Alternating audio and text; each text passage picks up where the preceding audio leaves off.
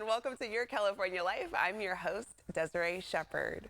The world of video games has grown from a hobby to a thriving lifestyle and a pathway to college success through esports. One new expo is updating our understanding of gaming and opening the door to our tech-savvy generation. Here to tell us more is the founder and executive director of the nonprofit organization College Esports. We have Donna Walters. Welcome to the show, Donna. Thank you so much. It's really great to be here. Happy to have you on. This is an interesting topic to talk about, but I got to start off with your name because we said Donna Walters, but you also go by Basic Tack. So can you explain, is that your gamer handle and how did you come up with that? Yes, it is my gamer name, and part of it's because I am horrible at creating names, and so one day my girlfriends and I were bowling. They wanted to come up with some crazy, funny, silly names to do bowling with, and I'm looking around, I don't know, taquito.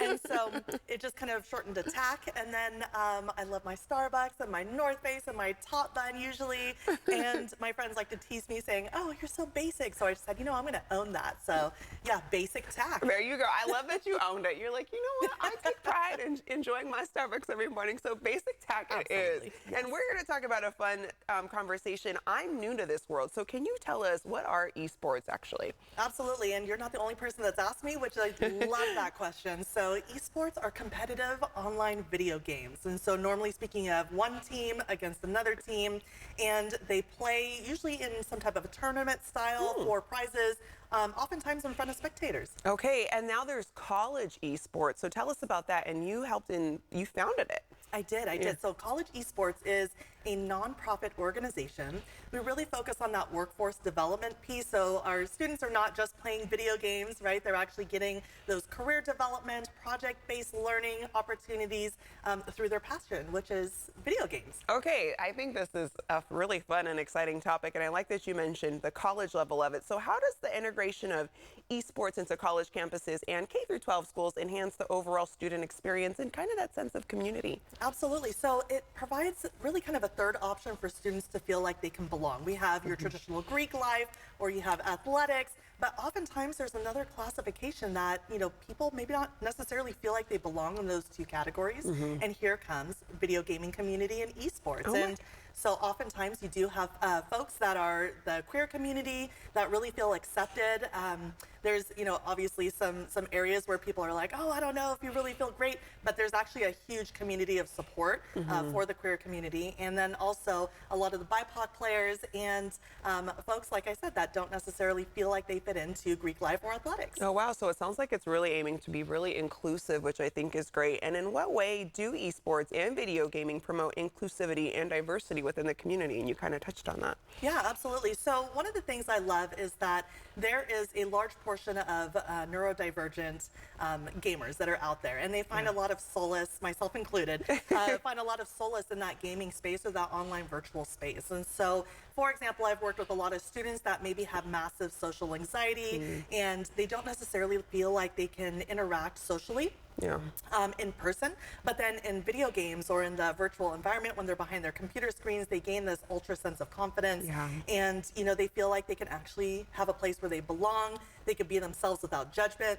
So a lot of folks as well with maybe some cognitive or physical disabilities can also have a space where they can be competitive, and they don't have to necessarily be born as a natural athlete. So, oh my goodness, I love this. And you have a big event coming up, May the 4th event. Tell our viewers about it. So May the 4th be with you, right, if you're a Star Wars fan. May the 4th is a project that we're doing. It's the Scholastic Gaming and Esports Expo. We're going to have so many amazing activities that are there. So I partnered with the city of Rancho Cordova through their community enhancement grant.